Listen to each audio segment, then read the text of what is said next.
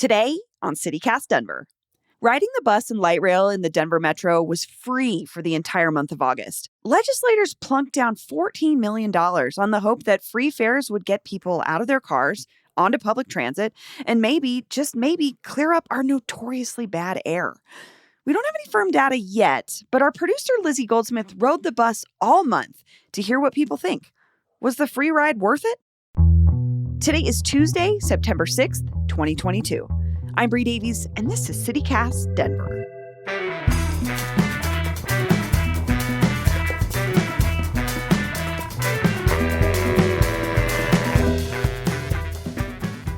Hi, Lizzie.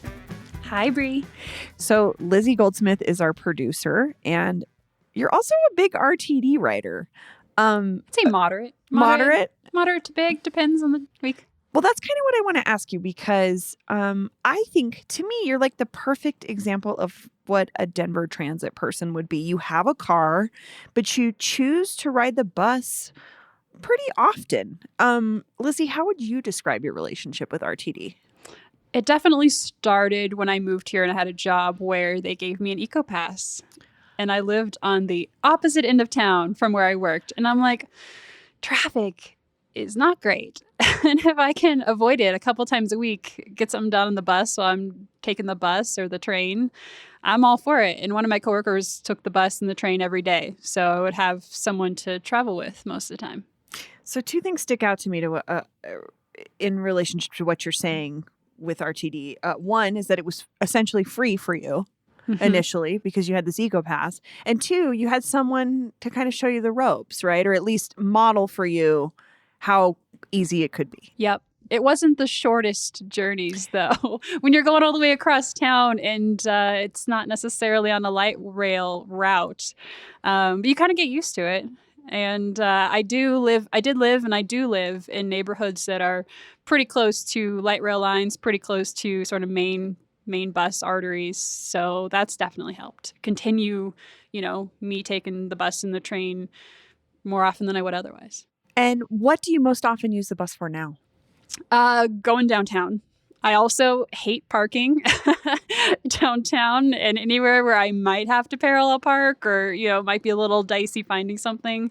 So, I'll go to shows, I'll go to, classes. I took the bus today to get here. So, Exhibit A. So you take it downtown a lot because you're coming from Platt Park, you're going to the DCPA a lot and other theaters in and around downtown. Yeah, mainly DCPA or when I have a theater class that I take. And sometimes I'll do the park and ride. I'll take the train up. And sometimes it's just easier to, walk a block and hop on the bus that will drop me off just as close.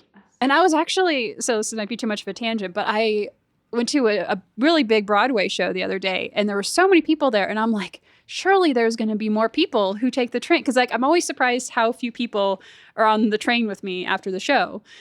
And so I'm like, well, it's at the end of the free month. Maybe there'll be more people. And it didn't seem like there were more people than usual. It seemed like a lot of people still drove and maybe they were just starting their night and they were who knows what. But it did seem like it was kind of a lost opportunity. It's kind of a lost opportunity. Yeah. So you're talking about the end of the free fare month, right? It was free fare for better air all through August. Mm-hmm. How did your free fare bus riding go for August? It was good. Similar to the light rail where I didn't feel like there were as many people on there as I was expecting, often the buses didn't seem as crowded as I would have expected, both at more peak and off-peak times. I actually felt like today there were more people than I would have expected for the beginning of September, you got to pay for your fares again. So yeah, it was just a little lighter than I was expecting. So again, this whole point of this was the free fare for better air. And the idea was to get fewer people to drive and more folks to take the bus and light rail. Did you talk to a lot of people on the bus who maybe otherwise would have been driving? I didn't. And those are the people I was looking for. Yeah, I was like, I wonder, that's the big question. Is this going to bring more RTD riders to, the buses and the trains? And I talked to probably 20 to 30 people throughout the month. And The vast majority of them were people who already take the bus on a regular basis. They, that hadn't changed. They were happy to save some money this month. But it wasn't maybe doing that conversion of single occupant car drivers to becoming bus riders. Exactly. Yeah, I don't know that I met anybody in that category. Did you personally drive less? Maybe a little bit less. I feel like I need to get a bike to supplement my movement around town, honestly, because things like hop into the grocery store, hop into, grab some Chipotle or something, those are close enough where I don't really need the bus, but it's also like, it's too far to walk, if I really want to grab something. So anyways, I don't drive that much though. My car is a very old car. And so that's part of the reason I just want to put less wear and tear on it. But my parents visited me this month. They took RTD from the airport all the way to Louisiana Pearl with detailed directions. But they had a good experience too. So yeah, a little bit less, though. I don't think my friends used it much. So you talked to a couple dozen-ish people. Couple dozen people, yeah. Tell me about some of the people you met. Yes. So narrowing it down to just a few highlights. So I met a couple women who both have been riding the bus for years on separate rides. One by choice, one lost her license, but both of them said they wouldn't go back. They love it. They supplement with bikes. One said, like, you can use a zip car when you don't, when you need a car. Sounds like they both live pretty close to, where the bus lines work for them pretty well. One's like a gardener, and she delivers plants all over town. So she was like carrying this plant on the bus. On the bus. That's amazing. Yeah. And so it was fun talking to her. Both of them were really positive about RTD, thought they were doing a great job. I met a sight-impaired man who lives in Boulder, who's lived here for 3 months. So he couldn't really speak to what it was before, kind of what it seems different. But he really likes it. He relies on public transportation to get around. He thinks RTD holds up pretty well compared to other cities he's lived in. I talked to an unhoused person who's really grateful to have this month of free fares. I talked with, a student who has a transit pass for school. I talked with a couple tourists who were like, ooh, it's cool that there's, free fares this month. We're going to use this instead of, Uber or something. Yeah. Well, I super appreciate it. It definitely makes my life easier traveling around. I don't have to worry about holding cash or, getting a ticket or having money with me. Do you think this is a good idea for other cities, like a free month? Like, do you think it would be effective to get people like in your town or like other places to kind of get them in, and then maybe they would continue riding? Do you think it's a good idea? 100%. I don't see why I wouldn't. I think you'd grab maybe a few more people that wouldn't have considered it before, especially on hot days like today. One of the people I talked to on the bus, who was pretty articulate, actually gave me her phone number. So I gave her a call. Her name was Linda, and asked her, could you talk to me about some of the stuff that you shared on the bus about RTD? They don't care about the ridership. They take our shelters. They take our benches. I'm 75. Where do I sit? RTD, again, like the city, they need to go back to think about the people who don't have cars and who don't own homes and who walk the, areas. The moving around of bus stops and the consolidation like that, the removing of benches and shelters is just doesn't really seem like kind of they have her in mind, seniors who are riding the bus in mind.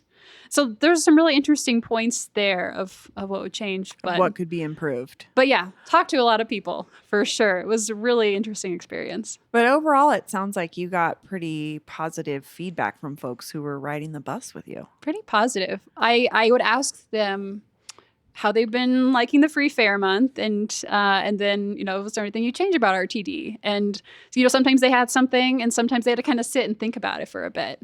But of course, I was talking to people who ride RTD, right? That's they're already there. The crux of this is they're already on the bus. Exactly. Hi, CityCast Denver. This is Molly from Golden Triangle, and I was really excited about the RTD August promotion of free rides everywhere. I told everyone about it that I knew. I personally don't have a car, so this was something really exciting, but I didn't end up taking advantage of it. The issue is that the bus stops nearest me are still pretty far away, and they're not places that I want to walk to or hang around in just because they feel a little bit unsafe. But I still think public transportation is where we need to be, so I am happy RTD tried. Thanks. Bye.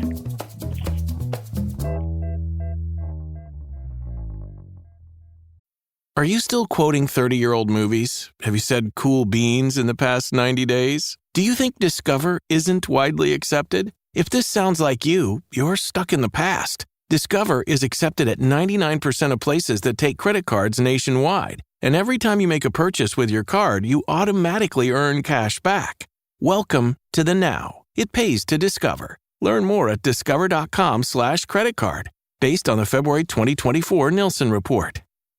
So, I think we need to talk about safety and security. And RTD just hired a new security chief to help improve what a lot of folks are saying are problems with, like, Union Station. But this new security chief is getting paid something like $250,000 a year or something. Did riders tell you how they felt about the security situation on RTD? A few of them did, yeah. Okay. Well, as far as RTD goes, everything is going just fine as far as prices, but with the security, I feel like it needs to lay off a lot more. A lot of security, especially at Union Station, laugh at the people that are addicted to other opiates like fentanyl. They just walk right past them. Instead, they just laugh. That's all they do. And, it's quite sad to see how people should care, but instead they add more insult to the damage, Yeah, there are a couple of people who felt like it's maybe fallen by the wayside a bit with the free month, especially seeing it a little less. Like seeing less presence of security officers. Okay. I just wonder, because it's a common conversation we have, is safety and security, especially around downtown Denver, but definitely folks. Mm-hmm.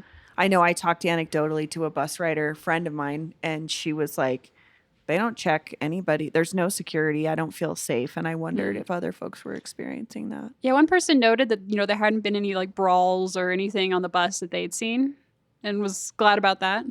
What about you? What have you seen? Or have you experienced my whole experience as an RTD rider? I mean, have there been moments where you felt unsafe, or is it a thing that has ever impacted your thought, like, oh, I'm going to take the bus today or tonight? Yeah, I've never felt unsafe.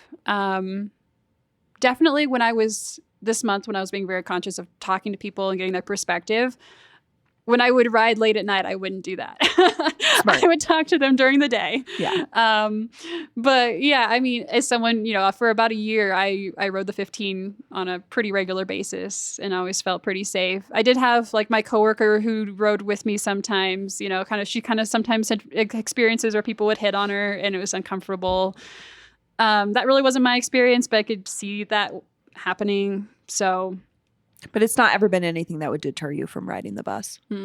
No, I always kind of, bring a book along, bring my phone, and the usual cues, like, please leave me alone. Not that everybody responds to those cues. But. And occasionally someone would chat about something, but at the very least, it'd be like, I'm an introvert. Go away. But it's par for the course. And one thing I thought was interesting that one of the people said was she felt that, being an RTD rider really keeps her feet on the ground, like keeps her connected to her city, which I thought was a really interesting way to phrase it. And I can kind of see that when you're, you're not just kind of in your car, just experiencing traffic, you're experiencing people more.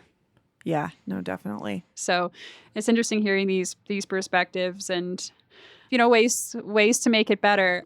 I don't know what the data from RTD is going to look like, but either way, I think, if it's not serving the people who are using RTD, let's bring it forward. Let's make it better. Let's make it better. Hi, my name's Helen, and I live in Lodo.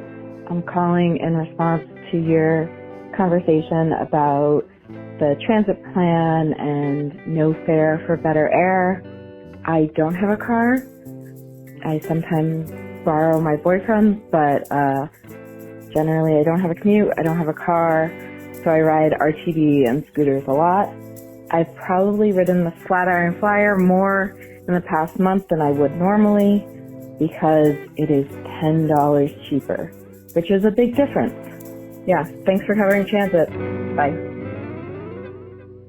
So, friend of the show, Nate Miner of CPR, recently was tweeting about the free fare thing and, Colorado's transit problems in general.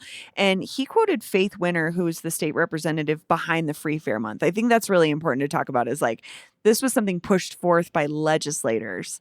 And she said that the free fare month wasn't meant to, quote, fix everything, but it was part of a greater push, quote, you don't change culture overnight and you don't build transformative systems overnight. Those take time.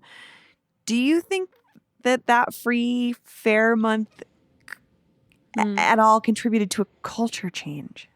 I mean, from my perspective, it kind of felt like a drop in the bucket. Yeah. I don't know that it reached the people. I'm really glad it helped people save some money. It helped the people who are using it. That is a really big win. But as far as some long-term change, I don't know. I talked to people who had big ideas, like, let's get some transit out I-70. Let's fix traffic out that way. Let's reimagine. And I mean, you got to start here in Denver and make it work for where we need to go in Denver. And I'm not seeing necessarily more people kind of jumping aboard, so to speak. Getting out of their cars. Getting out of their cars. And getting on the bus. Yeah. Relieving that traffic by not being the traffic anymore. Yeah. Okay. Well, we'll see. I think we're all very curious what the data will bear out. Yeah, I'll keep you posted. Lizzie Goldsmith, thank you so much. Thanks for having me. Lizzie checked with RTD about the hard data because we really still want to know if free fares lured drivers out of their cars. Apparently, those numbers won't be available until November.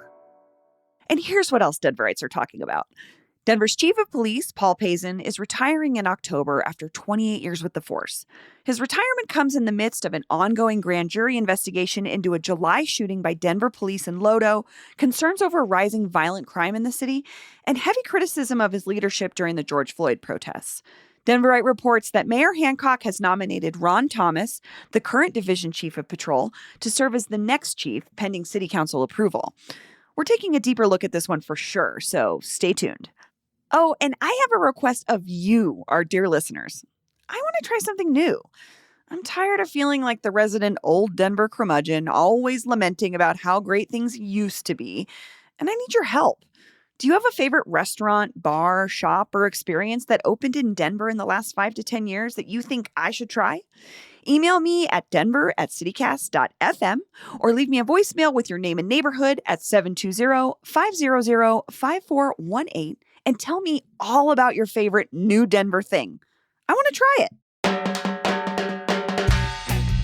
That's all for today here on CityCast Denver. If you enjoyed the show, why not take a minute to tell the bus rider in your life about us? Rate the show wherever you get your podcasts and subscribe to our morning newsletter. We'll be back tomorrow morning with more news from around the city. See you later.